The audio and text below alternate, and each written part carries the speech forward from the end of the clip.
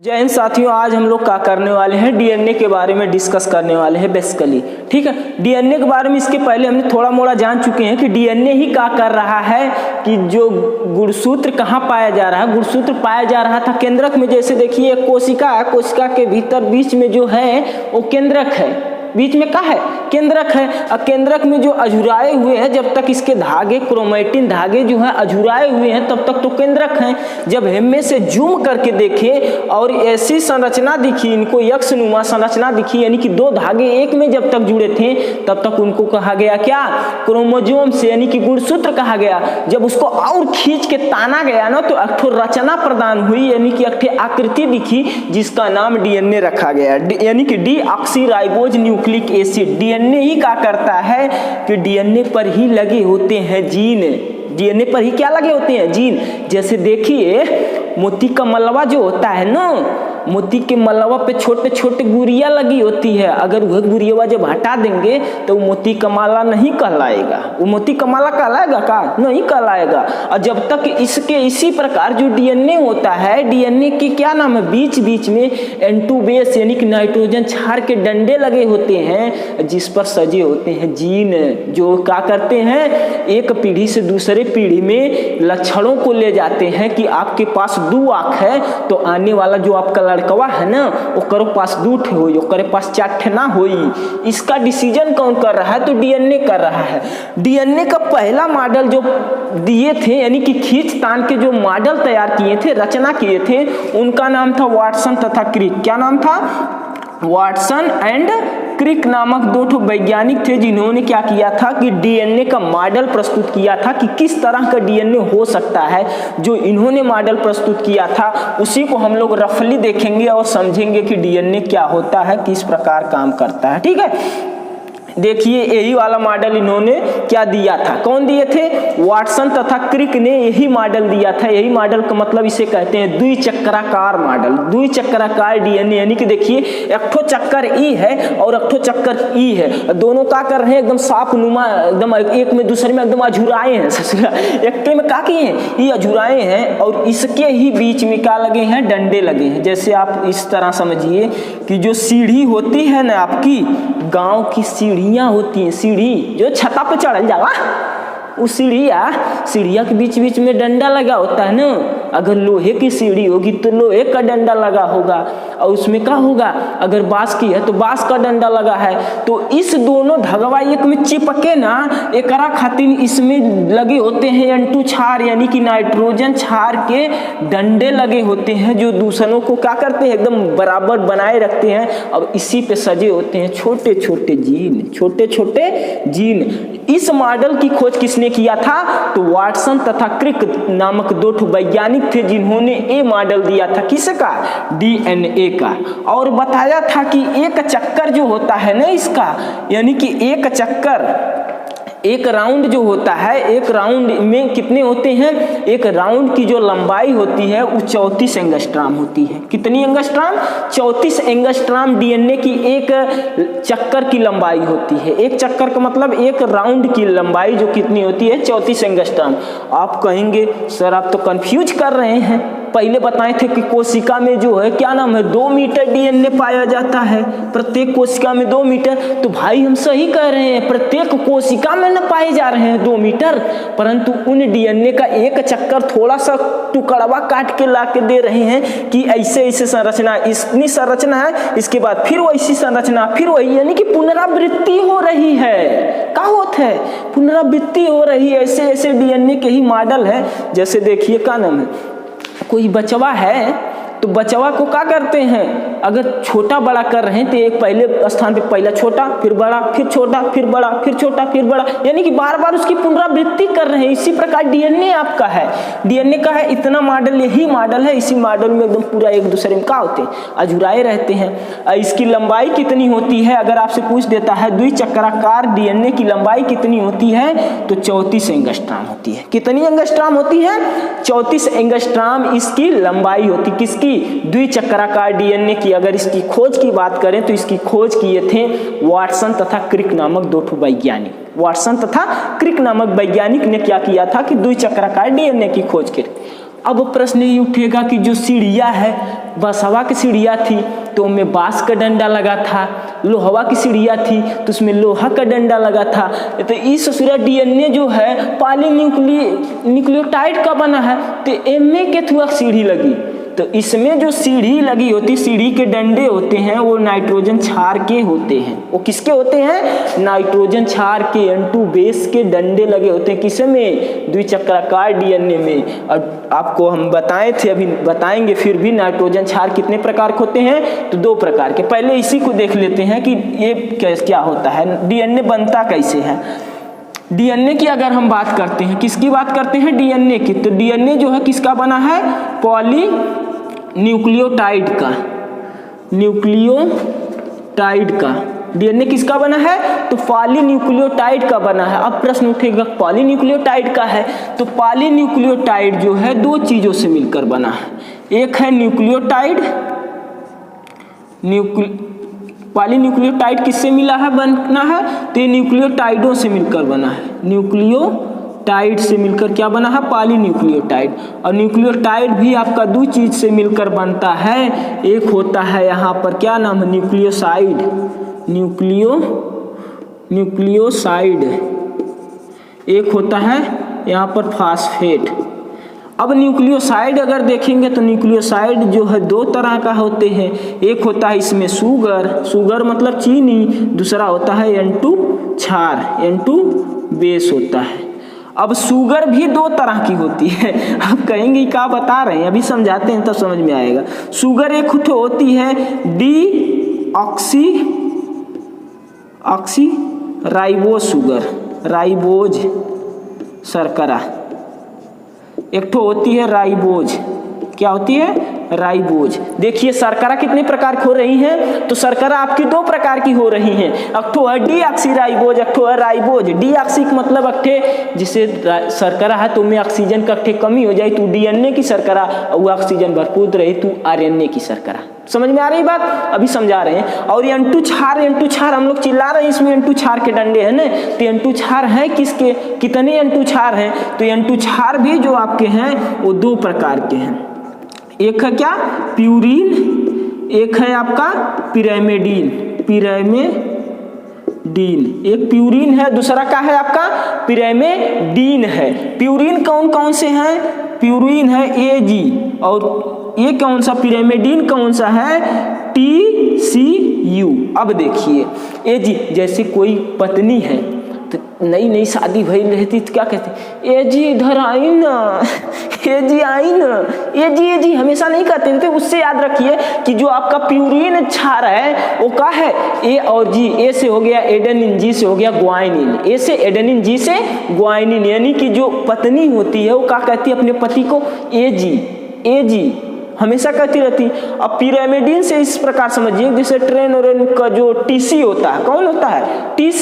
TC मतलब ticket काटने वाला। अरे भाई तू ले नाम ले, दही दूध अपड़ा मार दे, है काहे नहीं लेकर चढ़ा बे क्या? वो TC होता है, यानी कि TCU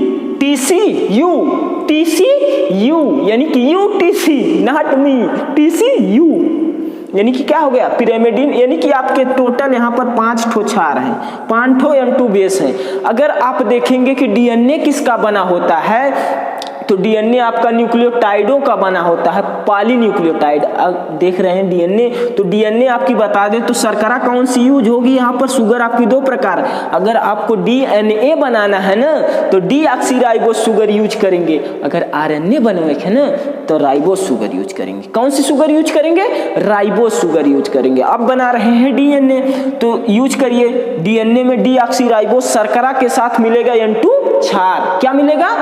शुगर के साथ जब N2 बेस मिलता है यानी कि N2 क्षार मिलता है तो बन जाता है आपका न्यूक्लियोसाइड। और न्यूक्लियोसाइड के साथ जब फास्फेट मिलता है तो बनता है न्यूक्लियोटाइड। और कई ठो न्यूक्लियोटाइड आपस में मिल जाते हैं तो बन जाता है पॉलीन्यूक्लियोटाइड, जिसे हम लोग कहते हैं डीएनए। जिसे क्या कहते हैं? डीएनए कहते हैं। क्या कहते हैं? डीएनए। आपको इस तरह नहीं पूछेगा, आपको कंफ्यूज करेगा। कंफ्यूज किस तरह से करेगा कि डीएनए में कौन से N2 बेस पाए जाते हैं? तो कौन कौन पाए जाएंगे? A, G, T, C। N2 base समझ में आया। N2 बेस दो प्रकार के, प्यूरिन और पिरिमिडीन। प्यूरिन और पिरिमिडीन, प्यूरिन और पिरिमिडीन। प्यूरिन कितने प्रकार के? दो प्रकार के, एक ठो प्यूरिन, एक ठो पिरिमिडीन। प्यूरिन कौन कौन से हैं? एजी, पत्नी पति को क्या कहती है? एजी, आइए ना, एजी, एजी बराबर प्यूरिन।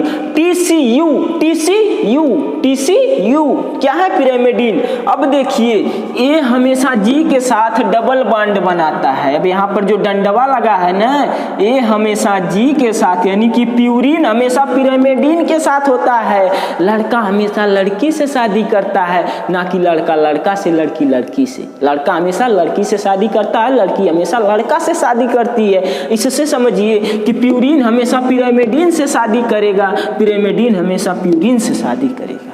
समझ में आ रहे हैं? शादी नहीं करा रहे हैं, बस बता रहे हैं क्या होता कैसे, जुड़ता कैसे। तो प्यूरिन अगर आपका यहाँ पर ए है ना, तो उसके साथ सॉरी ए है तो उसके साथ क्या जुड़ेगा? पिरिमिडीन जुड़ेगा। तो क्या जुड़ेगा? टी। ए हमेशा टी के साथ डबल बॉन्ड बनाता है। कौन सा बॉन्ड बनाता है? डबल बॉन्ड बनाता है। और जो आपका यहाँ पर सी है ना, सी हमेशा जी के साथ कौन सा बॉन्ड बनाता है? तो ट्रिपल बॉन्ड बनाता है। सी हमेशा जी के साथ कौन सा बॉन्ड बनाता है? तो ट्रिपल बॉन्ड बनाता है। कौन से बंध से जुड़ता है? तो ट्रिपल। जैसे देख लीजिए सीढ़ी का उदाहरण, अगर बासिक सीढ़ी हो तो ओमे का होई? तो ओमे होल कह जाई, नहीं काटी ला के ठोक जाई, किल्ली ला के ठोक जाई। अगर ना व्यवस्था तब क्या करेंगे? कुछ नहीं। तो भारत तो हमेशा का जुगाड़ चलता है, जुगाड़ वाला देश है, जुगाड़ू देश है। ये क्या करेंगे? नहीं है तो लाओ भाई रसरी लाओ, इधरों से बांधा, इधरों से बांधा, दोनों बास में अब चढ़ा, कम चलाऊं काम हो गया। तो उसी प्रकार जो हमेशा ये हमेशा टी के साथ डबल बॉन्ड बनाता है, सी हमेशा जी के साथ ट्रिपल बॉन्ड बनाता है।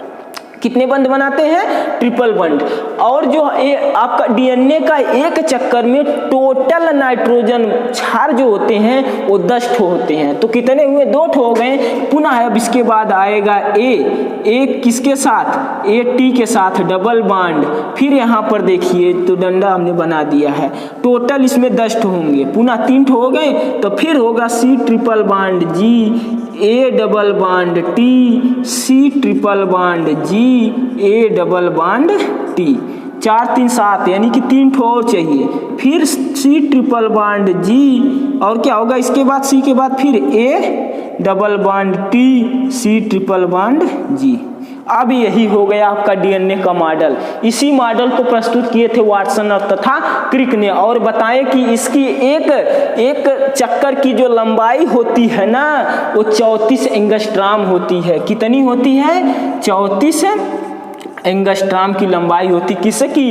इस डीएनए की लंबाई कितनी होती है? तो 34 एंगस्ट्राम की होती है। डीएनए बना किसका होता है? तो पॉलीन्यूक्लियोटाइडों का बना होता है। पॉलीन्यूक्लियोटाइड किससे बने होते हैं? तो न्यूक्लियोसाइड और फास्फेट से बने होते हैं। अब न्यूक्लियोसाइड किससे बने होते हैं? तो शर्करा और N2 क्षार से बने होते हैं। और डीएनए की शर्करा को क्या कहते हैं? अगर आपसे पूछ देता है डीएनए की शर्करा को क्या कहते हैं, तो डीऑक्सीराइबोज शर्करा, deoxyribose sugar, deoxyribose sugar, deoxyribose sugar. DNA की शर्करा हो गई डीऑक्सीराइबोज शुगर। हमने बता दिया N2 क्षार 2 प्रकार के, प्यूरिन और पिरिमिडीन। ए हमेशा क्या करता है? टी के साथ डबल बॉन्ड बनाता है। सी हमेशा जी के साथ ट्रिपल बॉन्ड बनाता है। सी हमेशा जी के साथ ट्रिपल बॉन्ड बनाता है। समझ में आ रही बात? अब इसकी बात आई कि जब ये इतने हैं तो यानी कि एक चक्कर की लंबाई 34 एंगस्ट्राम है। आपसे पूछ दे रहा है कि जो सीढ़ियाँ है आपकी बसवा की, उसकी लंबाई जो है कि 10 फुट है। कितनी फुट है? 10 फुट है। और टोटल सीढ़ियाँ में 5 ठो डंडे लगे हैं। कितने डंडे लगे हैं? 5 ठो डंडे लगे हैं। तो जो 1-2 डंडों के बीच की दूरी कितनी है अगर आपसे पूछेगा तो 10 में 5 से भाग देंगे तो बच जाएगा आपका क्या? यानी कि 1 दो डंडों के बीच की दूरी कितनी कितनी निकल गई? 2 फुट। कितनी निकल गई? 2 फुट। इसी प्रकार आपसे पूछ लेगा कि 2 N2 बेसों के बीच की दूरी कितनी होती है? 2 N2 बेस की यानी कि 2 छारों के जो 2 छार के डंडे लगे हैं उसके बीच की दूरी कितनी होती है? तो 34 में टोटल कितना डंडे हैं? 10 ठो हैं। तो 34 में 10 से भाग देंगे तो निकल जाएगा 3.4 यानी कि यहाँ से यहाँ की बीच की दूरी 3.4 एंगस्ट्रॉम। 3.4 एंगस्ट्रॉम। बात समझ में आ रही कि नहीं? आ रही है ना? आ रही कि नहीं? हाँ चलिए ठीक है। तो क्या हो गया? 2 N2 छार डंडों के बीच की दूरी 3.4 एंगस्ट्रॉम। तब वाटसन तथा क्रिक से लोग पूछे कि भैया ठीक है बता दिए, तो एकर मोटाई कितना मोट है ये बताइए, डीएनए कितनी मोटा है? तो उन्होंने बताया, तो उन्होंने कुछ नहीं किया, जो N2 बेस के डंडे लगे हैं ना इसी को धर के नाप दिए। जब नापे तो बताएं इसके बीच की दूरी यानी कि इसकी मोटाई जो है वो 20 एंगस्ट्रॉम होती है। कितनी होती है? द्विचक्राकार डीएनए की जो मोटाई होती है वो कितनी होती है? तो 20 एंगस्ट्रॉम की होती है। क्या? द्विचक्राकार डीएनए की मोटाई क्या होती है? द्विचक्राकार डीएनए की मोटाई कितनी होती है? तो 20 एंगस्ट्रॉम की होती है। अब यही जो आपके छार के डंडे लगे हुए हैं इसी पर उपस्थित है जीन, इसी पर जीन उपस्थित है मोतिया के मलवा के समान, और उहे का करत लक्षण के ले जात। अगर कौनो गुड़िया गड़बड़ाई तो अगर नाक वाला लक्षण गड़बड़ायल तो नकिया टेढ़ हो जाई, कहीं से नकिया का होई टेढ़ हो जाई। अखिया वाला गड़बड़ा तो अखिया तनी कंफ्यूज हो जाई, डेढ़ बैटरिक हो जाई। यानी कि क्या है? यानी कि जीन ही क्या कर रहा है कि लक्षण को ले जा रहा है कि बॉडी के जितने भी ऑर्गन हैं यानी कि इस बॉडी में होना चाहिए। जैसे एक माला है तो मलवा का अक्को गुड़िया गड़बड़ाई तो शोभा बिगड़ जी, उतना दूर के जगह खाली रह जाले ना। वैसे अगर जीनवा कोशिकावा में क्या जीनवा निकाल के अगला बच्चा पैदा करेंगे तो जवन जीनवा रही नकिया वाला रही, कनवा वाला रही, तब ठीक कनवा उड़ जाई, अखिया वाला रही तब अखिया से फ्यूज हो जाई। यानी कि कहने का मतलब का है कि जीन ही क्या कर रहा है? आपके लक्षणों को एक पीढ़ी से दूसरे पीढ़ी में ले जाने का काम कौन कर रहा है? तो जीन कर रहा है। कौन कर रहा है? तो जीन ही क्या कर रहा है कि आपके लक्षण के माता पिता के लक्षणों को एक पीढ़ी से दूसरे पीढ़ी में ले जाने का काम कर रहा है। इसी से भैंस का बच्चा भैंस ही होगा, गधा का बच्चा गधा होगा, गधा का बच्चा गधा, और इंसान का बच्चा इंसान होगा। इंसान का बच्चा क्या होगा? इंसान होगा। अब समझ में आई डीएनए किसका बना होता है? तो पॉलीन्यूक्लियोटाइडों का बना होता है। कुछ नहीं, अब प्रश्न उठेगा आरएनए कैसे बना होता है? तो भाई साहब आरएनए जो है, डीएनए तो द्विसूत्राकार होता है परंतु आरएनए जो है वो केवल और केवल एक सूत्राकार होता है। कितना होता है?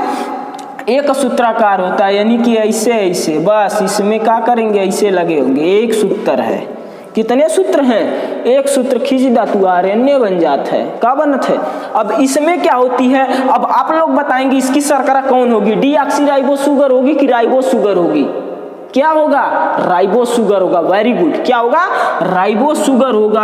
अगर डीएनए की शर्करा की बात करें तो डीऑक्सीराइबोस शर्करा, आरएनए की शर्करा की बात करें तो कौन सी शर्करा होगी? राइबोस शर्करा। राइबोस शर्करा। अब इसमें चेंजेस क्या होगा? यही जो आपका प्यूरिन टी यूज कर रहे थे उसके स्थान पर यू हो जाएगा। उसके स्थान पर क्या होगा? यू होगा। बाकी कुल सेम परेशानी होगी, बाकी कुल टोटल क्या होगा? सेम ही होगा। इसमें भी वही होगा कि राइबोस शर्करा के साथ N2 छार जुड़ेंगे, न्यूक्लियोसाइड बनेगा, न्यूक्लियोसाइड के साथ फास्फेट जुड़ेंगे, न्यूक्लियोटाइड बनेगा। जब असंख्य न्यूक्लियोटाइड आपस में जुड़ेंगे तो पॉलीन्यूक्लियोटाइड यानी कि आरएनए बन जाएगा। क्या बनेगा? आरएनए। और वायरस का एकदम मस्त हो जाएंगे। अरे भाई हम तो एकदम सुपर स्टार है। दाई के कोनो बॉडी में घुसेगा सेंट्रोसोम को कहेगा है सेंट्रोसोम हमारे कॉपी कर, बना फटाफट, दनादन रेप्लिकेट होंगे और रेप्लिकेट होकर अपनी संख्या बढ़ा लेंगे। अपनी संख्या क्या करेंगे? बढ़ा लेंगे। ठीक है, बात समझ में आ रही है कि नहीं आ रही है? अब प्रश्न ये उठता है कि क्या डीएनए से आरएनए बनाया जा सकता है? आप लोग बताइएगा कमेंट में, तो नेक्स्ट वीडियो में बताएंगे। ठीक है, चलते हैं। जय हिंद, वंदे मातरम।